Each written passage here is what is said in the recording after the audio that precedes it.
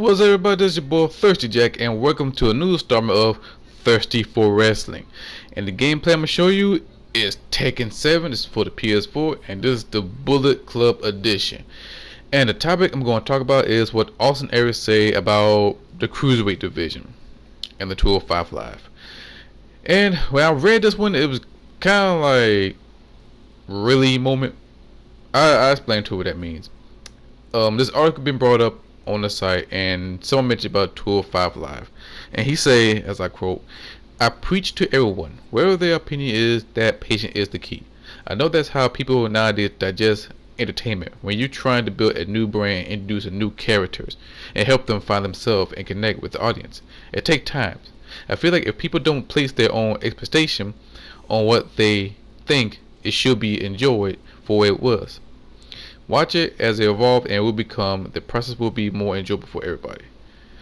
Neville is a highly accomplished guy who is as talented as any guy in the company, and the accomplishments speak for themselves. I have some names notorieties from being in the game for a while. If we're ability to stabilize and include Brian Kendrick and bring in Tajiri for a short time, to allow time for some of those guys who will make their names over the next 10 years, that's the winning formula." Now, he talked about 205 Live. But let's keep it real. When 205, no, matter of fact, let's rewind it back.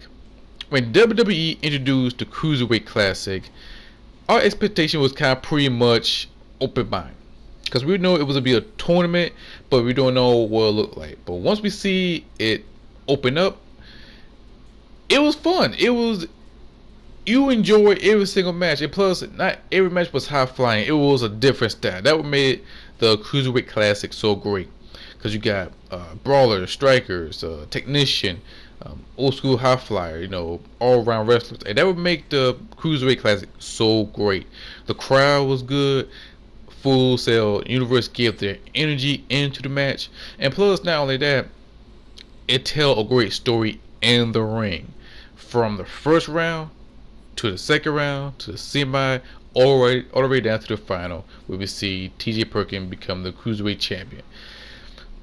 But after the Cruiserweight Classic, they introduced 205 Live. And trust me and my homeboy Beezy, shout out to my brother Beezy, when we find out it'd be a 205 Live, we watch it in Columbia, South Carolina, I'm thinking it'd be high flying, it'd be competition, everybody gunning for the Cruiserweight title.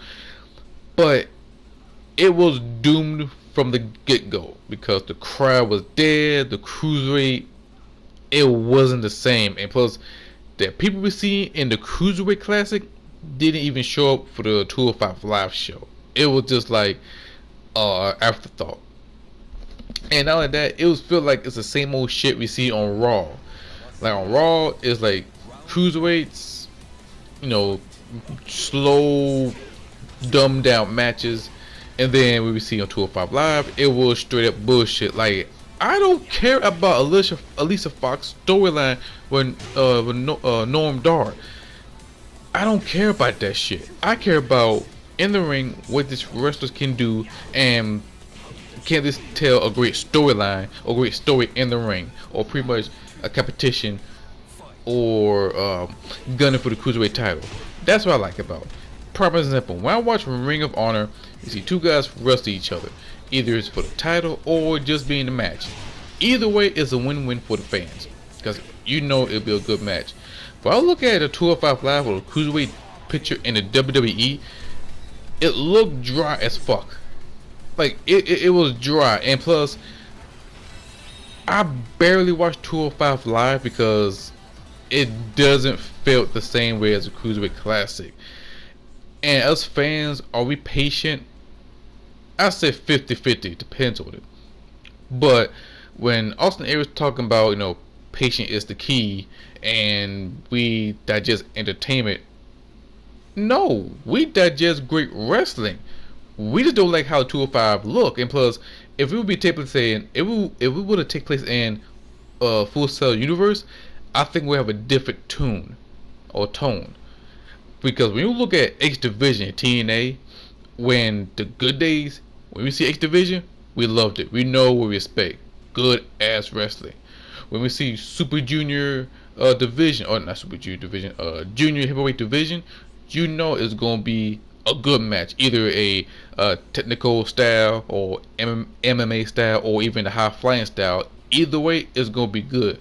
But we look at WWE Cruiserweight, it felt dry. It felt slow. But when we see a new characters, we try to see the characters develop. But in WWE thinking, they think, okay, go out there and cut promos and be in this dry ass storyline. And then once we see it, we will lose interest of it. And that's why I worry about Cedric Alexander, because when he was in 205, I was thinking he could be a great cruiserweight champion, but I didn't expect him to be in this bullshit Alicia Fox storyline. And that's what really turned me off from the 205 Live. And now with that, we see Austin Aries and Neville. Of course, Neville's help, well, I should say help, but carry the 205 Live. Because without Neville carrying the 205 Live, it would become straight up dry. I mean, like, let's start with Brian Kendrick. Let me take it back. When TJ Perkins was cruiserweight champion, our expectation was very, open-minded. But when we see Brian Kendrick become the cruiserweight champion, it become dry. It become boring. It didn't feel like a cruiserweight. And I feel like, in my opinion, he was the worst cruiserweight champion in WWE. That's my opinion. But back to 205 Live. Well, when we see the cruiserweights, we expect high flying. We expect to be the same level as X Division, or back in the day in WCW, or somewhere in just junior heavyweight division. That's our expectation. But with WWE, they did a piss poor job of it, and our patience is not that great. Once we see that shit, it's not clicking, we don't fuck with it. Same thing with Austin Aries and Neville. And we expected Austin Aries walk away as a cruiserweight champion, but turn up right now, he got like a injury he needed fixed, and pretty much it's wasted our time. Great match, but it feels like it been wasted. So the only way the cruiserweight and the 205 Live to be good is scrap the entertainment bullshit and focus on wrestling. Wrestling is the key, because if not, we're not going to look at 205 no more. We're going to ignore the 205.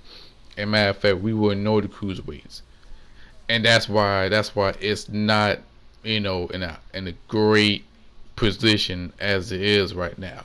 Because every time you look at 205, you can feel that the vibe is dead. I mean, you can feel it. Like, now they're talking about bringing some more divas into 205 Live. If they do that, it's not even 205 Live anymore. It's just like the regular ass show. So that's my opinion about the 205 Live and the cruiserweight, and what Austin Aries said about the 205 Live or cruiserweight division in WWE. I love the cruiserweight. I grew up on cruiserweights back in the WCW days and WWE days, but right now it look dry as fuck. There, I say it. But I hope you guys enjoyed the video. I hope you guys enjoyed the topic. Leave a feedback on the comment. Don't forget to hit the like button. Don't forget to subscribe. Until then, I see you guys next time. Bye.